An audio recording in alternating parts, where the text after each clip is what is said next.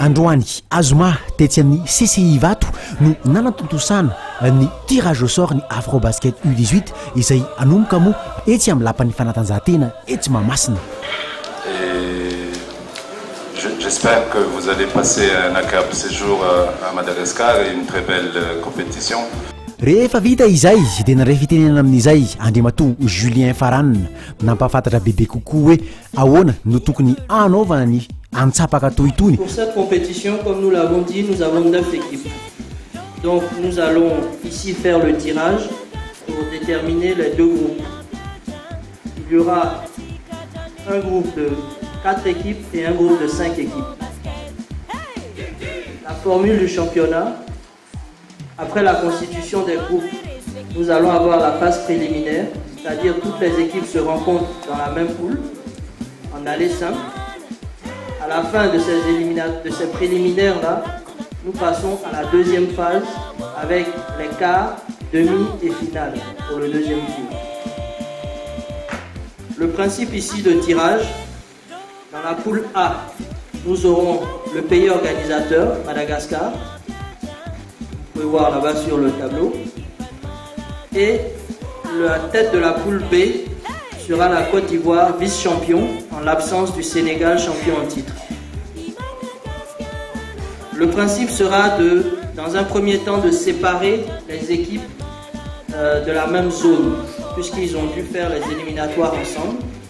Et donc, dans ce cas, étant donné qu'au niveau de la zone 3, nous avons 2 équipes, c'est-à-dire Côte d'Ivoire et Bénin, le Bénin ira automatiquement, le Bénin ici, ira automatiquement dans la poule A. Et là, nous allons tirer la position du Bénin dans la poule A. Puis, nous allons faire un deuxième tirage. Il s'agira ici de séparer les équipes de la zone 6, qui sont l'Angola et le Mozambique. Et enfin, nous ferons un dernier tirage avec les 3 équipes restantes, c'est-à-dire les 4 équipes restantes, pardon, Tunisie, Égypte, Gabon et Mali. Nanome voninahitra any zany etsika izany ihany koa ny fahatongavan'ny Miss Union africaine. Et je représente la beauté et la valeur de la femme africaine de 2014. Tout comme mon pays, je suis très heureuse de vous recevoir pour ce championnat et de faire ce tirage au sort aujourd'hui. Merci. Rehefa nojerena izany ny sokajy sy ny andaniny sy ny ankilany dia azo lazaina fa azo efina ihany ho an'ny Madagasikara izany tirage au sort izany satria ireo adversaire enjana rehetra dia lasa amin'ny poule B izay azo lazaina fa poule de la mort ary ny poule misy atsika kosa dia azo lazaina fa poule de la vie.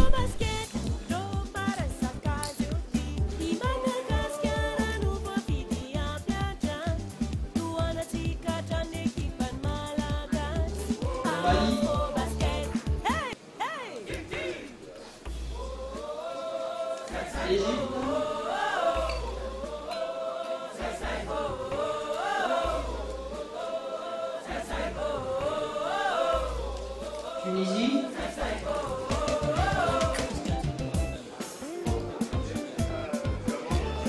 raha ny fahitany mpanazatra ny ekipa pirenena azy Andriamatoa Angel Manjano dia azo lazaina fa maivamaivana ihany raha eo ambony taratasy ny sokajy A na izany aza nefa dia mila mailo fontsika amin'ireto ekipa ireto.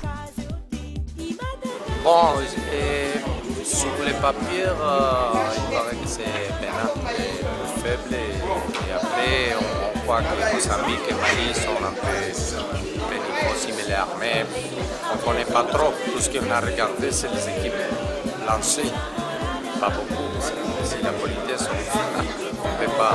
Maintenant, c'est pas bon de regarder les autres équipes. Anisany azo lazaina fa mampiasa saina ihany ny mpanazatra ny zava-miseho ao amin'ny sokajy B. À mon avis, il y a 5 équipes plus fortes, alors qu'il y a 4 qui sont dans les mêmes groupes. Sur les papiers, on parle tout le temps sur les papiers. Et donc ça reste pour les groupes B. Je crois que les 3 premiers classifiés groupe B, 80% de possibilités, ils vont être dans les demi-finales. Donc normalement, nous on va avoir en demi-finale vraiment quart de finale vraiment fort. Anisany mametra-panontaniana sy mandeha hatrany ny kajikajy amin'izao fotoana izao hoe mety ho tafiditra voalohany zany Madagascar ary mety hifandona amin'ny Côte d'Ivoire ave. L'équipe qui n'est pas encore arrivée, par exemple les vice-champions en titre, pas encore là, alors qu'il doit être fort. Mais si on considère l'équipe U16, ce n'est pas très fort, ça qu'on a constaté. Mais pour les Côte d'Ivoire, il y a beaucoup de joueurs qui sortent de leur pays pour aller se former à l'Europe et à l'Amérique.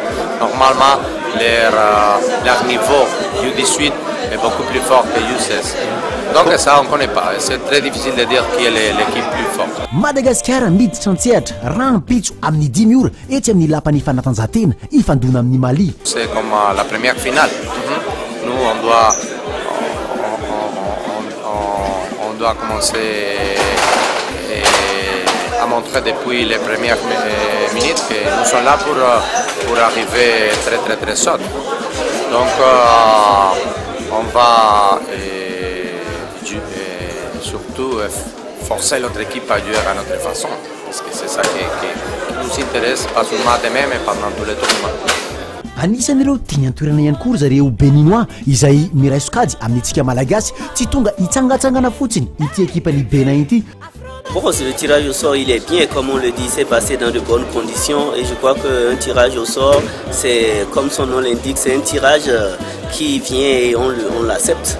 Mazava ho azy rehefa tonga eto Madagascar hiatrika an'izany phase finale ny Afrobasket U18 izany dia tsotra ny tanjona ny andro bakany amboara. Ici le ballon est rond pour tout le monde et je crois qu'on est venu faire du basketball, nous sommes venus jouer et la suite nous dira ce qui va se passer. Mais ce qui est sûr, les ambitions elles sont bonnes. Raha ny eo amin'ny sokady izany averintsika jerena kely ao amin'ny sokady A ahitana ny Madagascar, Mozambique, Mali, Bénin. Ao amin'ny sokady B kosa ahitana ny Gabon, ahitana ihany koa ny équipe-ny Angola, ny équipe-ny Tunisie, ny équipe-ny Égypte ary farany ny équipe-ny Côte d'Ivoire. Ny lalao moa dia eo ampanaovana azy amin'izao fotoana izao ireo membre ao amin'ny FIBA anomboka amin'ny 3 ora ny lalao. Ny ouverture officielle kosa dia amin'ny 4 ora sasany alohan'ny lalao an'i Madagascar amin'ny 10 ora izay ifandona amin'ny équipe-ny Mali. Mbola misy lalao ray izay tsy maintsy goavana aloha ao aorianan'io.